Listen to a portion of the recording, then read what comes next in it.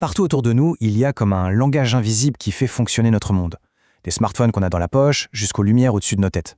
C'est le langage des circuits électriques. Et aujourd'hui, on va le décrypter ensemble. C'est un geste qu'on fait des dizaines de fois par jour, n'est-ce pas? On appuie sur un interrupteur et hop, la lumière s'allume. On branche un chargeur et ça fonctionne. Mais qu'est-ce qui se passe vraiment derrière tout ça? Comment un simple chemin de fil peut donner vie à tous nos objets? C'est la grande question à laquelle on va tenter de répondre. Alors, voici notre programme.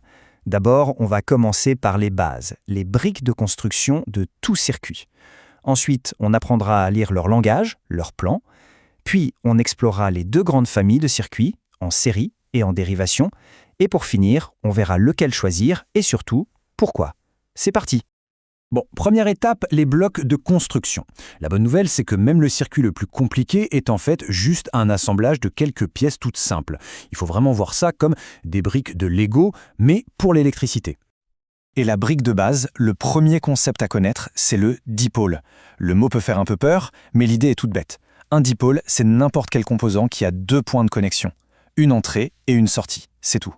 C'est notre pièce de Lego fondamentale. Dans cette grande famille de dipôles, il y a deux rôles principaux. Le premier, c'est le générateur. Lui, son travail, c'est de fournir l'énergie. C'est le moteur, le cœur du circuit. L'exemple le plus simple, une pile. C'est elle qui lance les opérations. Et bien sûr, si quelqu'un fournit l'énergie, il faut quelqu'un pour l'utiliser. C'est le rôle du récepteur. Il prend cette énergie électrique et il la transforme en autre chose, en lumière pour une ampoule ou en mouvement pour un moteur. Au final, c'est pour lui que tout le circuit existe.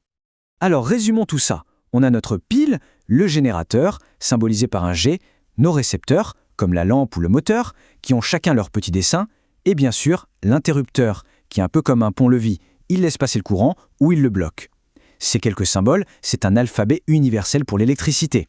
Ce qui nous amène directement à notre deuxième partie. Parce que ces symboles, ce ne sont pas juste des dessins. Mis ensemble, ils forment un véritable langage, une sorte de plan d'architecte pour l'électricité. Et ce qui est génial, c'est que dessiner un de ces plans, c'est d'une simplicité enfantine. Il n'y a que 3 étapes. 1. On identifie les composants qu'on a, disons une pile et une lampe. 2. On trace un simple rectangle qui va représenter les fils. Et 3.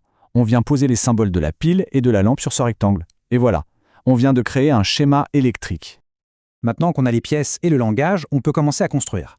La configuration la plus simple, la plus directe, c'est ce qu'on appelle le circuit en série. L'idée, c'est de tout connecter à la suite. Dans un circuit en série, il faut imaginer une autoroute à une seule voie. Le courant part et il n'a qu'un seul chemin possible.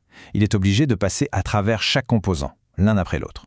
C'est très simple, mais ça cache une énorme faiblesse. Si un seul élément tombe en panne, le pont est coupé. Et tout s'arrête. L'exemple que tout le monde connaît, ce sont les vieilles guirlandes de Noël. Celles où, quand une ampoule grillait, il fallait toutes les tester une par une pour trouver la coupable. Eh bien ça, c'est l'exemple parfait du circuit en série. Et voilà la question qui tue. Que se passe-t-il si une seule de ces ampoules lâche? Le chemin est interrompu, le circuit ouvert. Résultat, toute la guirlande s'éteint d'un coup. C'est la limite fondamentale de ce montage. Heureusement, il existe une solution beaucoup plus intelligente, le circuit en dérivation, qu'on appelle aussi montage en parallèle. Et là, on change complètement de stratégie. Ici, on oublie l'autoroute à une voie. On construit tout un réseau, avec plein de routes secondaires.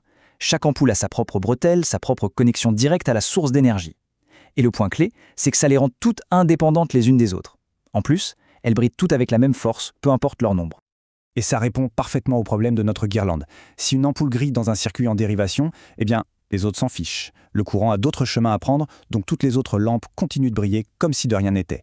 C'est ça, la grande force de ce montage. On a donc deux approches bien distinctes. Le circuit en série, simple mais fragile, et le circuit en dérivation, plus robuste mais un peu plus complexe. La vraie question, ce n'est pas de savoir lequel est le meilleur, mais plutôt lequel est le plus adapté à chaque situation. Pour bien visualiser la différence, c'est comme comparer une chaîne et un filet. Le circuit en série, c'est une chaîne.